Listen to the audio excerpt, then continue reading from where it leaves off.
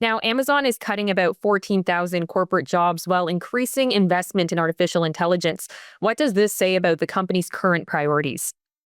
Well, I think we have to put it into perspective first, okay? It sounds like a huge number, but when you're talking about an organization that has 350,000 corporate jobs across the world, it's actually a drop in the bucket. And in point of fact, to be even clearer, me, an ex-Microsoft guy just down the street from where Amazon is headquartered, this was a regular occurrence in those major technology companies every single year. There was always about a 10% of the organization that was transferring out of it. Now, let's be crystal clear. What this means for those employees, they've lost their jobs. But all of those major American tech companies have a policy that first allows every single one, unless you're a bad employee and they've just terminated you. If you're a decent employee and you've been furloughed because there's no more work to be done in that thing, they give everybody 3 months to find an internal job inside of Amazon before they are actually terminated. If they can't, then they get a very handsome settlement and severance package that they don't really require too much in the way of negotiation for it because it's such a handsome package. And how common is it for large companies to restructure like this, shifting resources towards technology and away from the traditional roles that we've once seen? Well, I think inherent in the business model of a tech company is reinvention. Okay. The whole purpose of a tech company is to reinvent things. And the only way for a tech company to remain at that fore is to, quote unquote, eat its own dog food.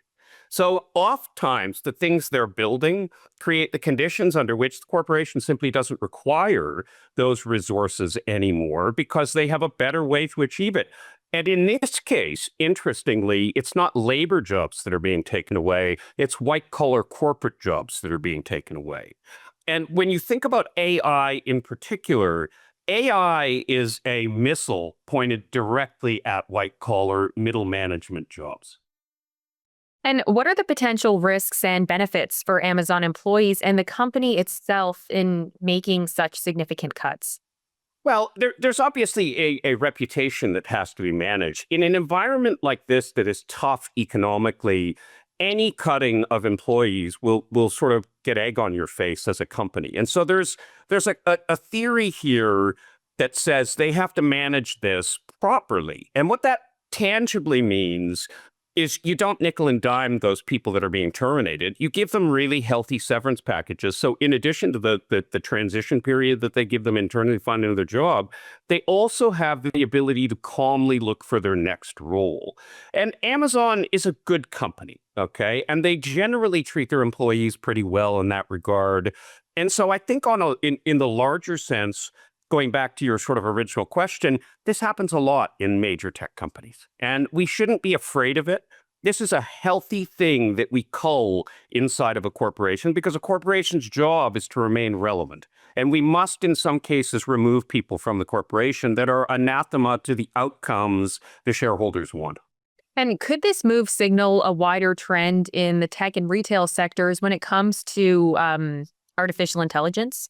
Oh, it most certainly does. This is the harbinger of what is to come in a lot of cases.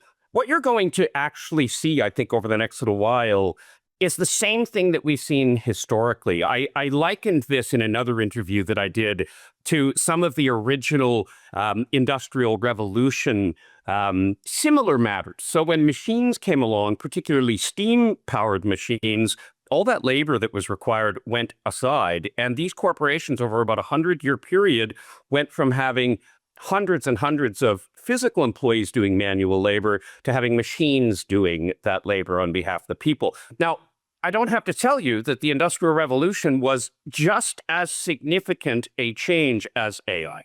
Okay. They have the same 1 to 100 ratio where one person could do the job of 100 people with a little machine. That's the same as AI. So what you're actually going to see is the jobs are not going to go away. Everybody seems to think that AI is going to completely replace the human element. This is not possible. Okay. I think this is imaginary in people's heads. But what is going to happen, and what this does mean for the future of all businesses, and I mean all businesses, banks, universities, corporations, all of them will have to ask questions about how to dispose of their capital in the most efficient way. And if they can get a $25 AI system to do the work of 10 people, why wouldn't they? Now, Murray, I want to go back to Amazon. How might cuts like this impact Amazon's customers, if it will at all? Well, I actually think that there will be a positive development because this is not a cost cutting exercise for Amazon. Okay. Let's be crystal clear about this. This is not a business that is atrophying or losing money. This is an optimization exercise. And that's why I say we must put this number of job losses compared to the number of total corporate employees, 350,000. This isn't even 10%. And so when you think of that, it does actually say that the corporation is continuously optimizing their offering. And they've done this for time immemorial at Amazon from the beginning of time. When you have organizations that large, okay, there always ends up being little fiefdoms inside of that organization that are not fit for the corporate purpose. And so at some point you have to go through and you have to say, this one stays, that one goes. And I think that's what you're seeing. From an Amazon customer standpoint, to directly answer the question, the customer should expect better and more interesting features through their apps, through Prime, and through a variety of other Amazon infrastructures that they're used to using. And what advice would you give to workers affected by large scale corporate layoffs like this? For lack of a better term, robots taking their jobs. Yeah.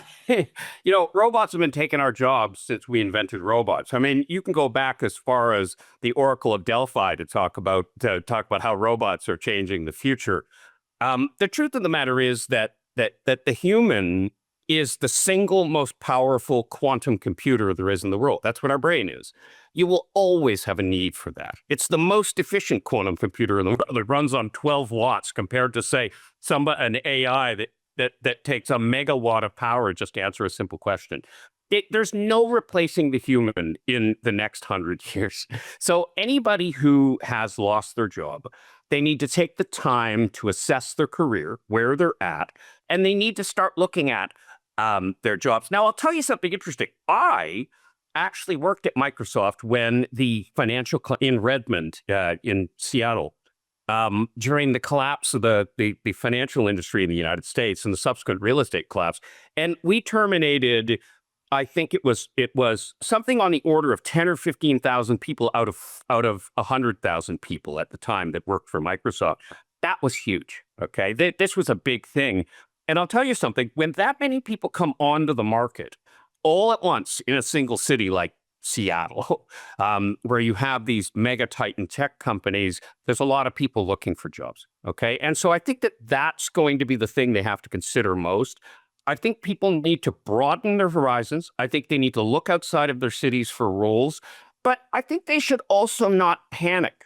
Because all of those people that were removed from, say, Microsoft during the period where my whole department was taken out, they all found jobs eventually. And so I would say, don't panic. There's a lot of work coming. AI is not going to remove the human. I think it's more scare tactic than anything else. The future's bright. Well, Murray, thank you so much for your insight. We appreciate it. Thank you for having me.